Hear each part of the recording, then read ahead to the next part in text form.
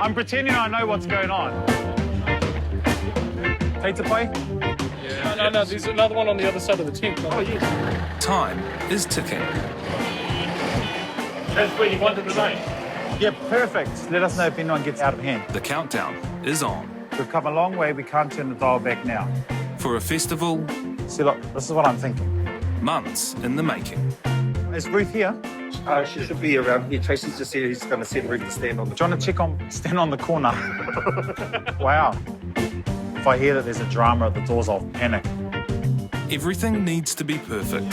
We spent the last 8 months trying to make it happen, get it off the ground. This is a positive demonstration, a positive celebration of what Te Reo means to most New Zealanders who are proud to call Aotearoa home. He's talking about Toitū Te Reo, and he, Jeremy Tātere MacLeod, is its mastermind.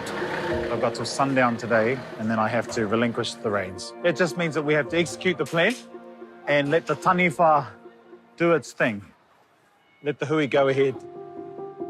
In many ways, it's the culmination of his life's work, his dedication to Te Reo. But his journey to get here has been rather foreign. Our parents are both Māori. They both left here in the 1970s, late 70s, built a new life in Australia. They both met there. I was born in 1986. I went to school there, grew up there, spent the first 17 years of my life there.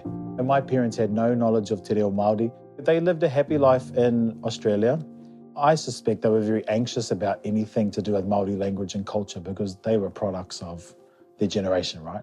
One of my earliest memories of exposure to Māori culture, I was 5. We used to get these random VHS tapes, you know, of kapa haka. And it was one of the first things I remember, seeing haka and karanga and whai kōrero and the hairs on the back of my neck standing up when you hear the karanga. And I thought, well, where does that come from? You know, where does that come from, a child born in Australia? Kids pai pen? Toitū Te Reo is the only Māori language festival, a genuine world first. She picked up on the macaron on Kaumātua, so... So the whole event was missing. Nothing a bit of duct tape can't fix. That's all right, it's not the end of the world, but, you know. Set in the heart of Heretaunga, Hastings, Tātere's managed to get sign-off to shut down the streets of the CBD. Kia ora. Kia ora. Kei te pai. Yes, I am. Hastings District Council has been amazing. Haven't spent any ratepayers' money just to, you know, allay any protests that might come down. He's just a ball of energy, you know. He believes in this kaupapa so much. And I had him in my office and I said, Jeremy, how do we celebrate Te Reo Māori every year, Māori Language Week? And he goes, we can do that. Tātere is now a well-known Māori leader and real champion, but it wasn't always that way. I enjoyed growing up in Australia, always felt something missing. I knew we were different. I knew we were culturally different. His fascination with his whakapapa led to a desire to move to his turangawaewae and learn the language his parents had not. And I remember one day, Dad, he asked me if I was serious about wanting to go and learn Te Reo Māori, and I said, yeah. You know, they handed me a little humble wad of cash to help me get by, sent me on my merry way. I lived here with my maternal grandmother, started at the Polytech here, learning Māori on the 16th of February 2004. I made a very concerted effort to fit in and assimilate as fast as I could. The first thing was to ditch the Australian accent. A lot of people were skeptical, you know, who's this kid from Aussie? I mean, those things drive me, right? I was like, I'm going to stick it out and I'm going to go hard, and I did. Tātere excelled. He spent 7 years studying and was invited into Te Panekiretanga o Te Reo, the top Māori language academy, under the watchful eye of Tā Timoti Kāretu. You know, there's a saying that Kumara does not speak of his own sweetness. We have the same tribe and from the same marae. So I had to watch my P's and Q's, otherwise people are going to say, well. But he's a hard worker. He's a language lover. He's got this knack of going around with a hat in hand and say, please throw in a coin. He gets things done. Not easily, but they get done. Yeah, programs ke konei. When I look back, I've been very lucky. Coming back here in 2004, and then 7 years later, being employed by Ngāti Kahungungu Incorporated to lead the tribe's Māori language revitalisation strategy. You know, they placed their faith in a 24-year-old to drive the tribe's language strategy, who was born in Australia. I've tried to give back to my whānau, to my hapu, to my iwi, to the language, because that language has propelled me into places that I never could have dreamt of.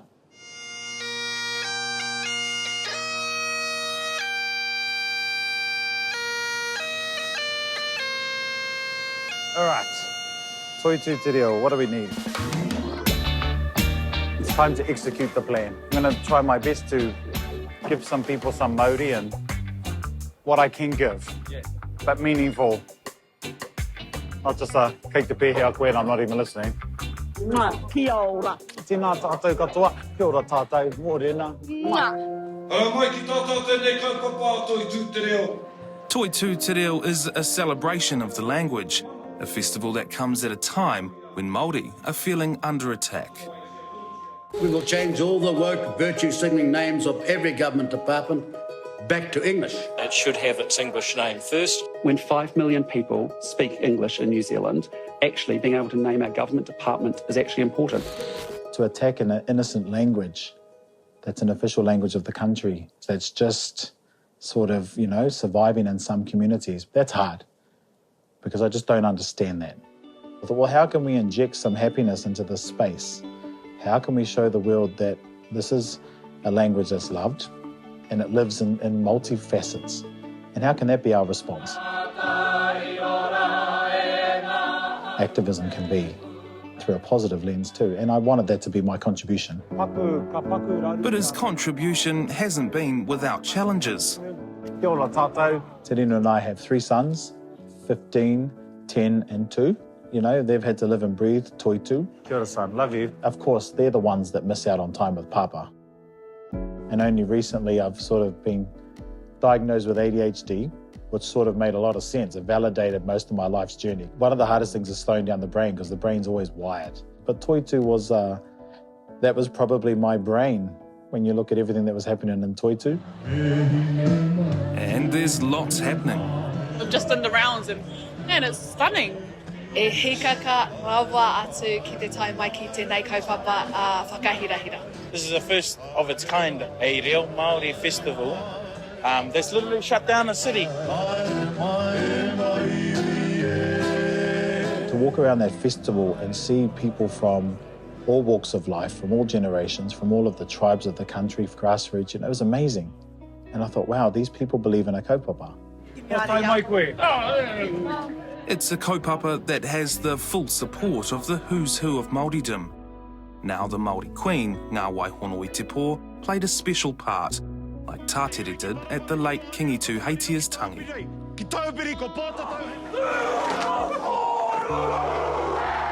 There's been so much that I'm extremely grateful for. Good people, good teachers, good mentors, people who have believed in me.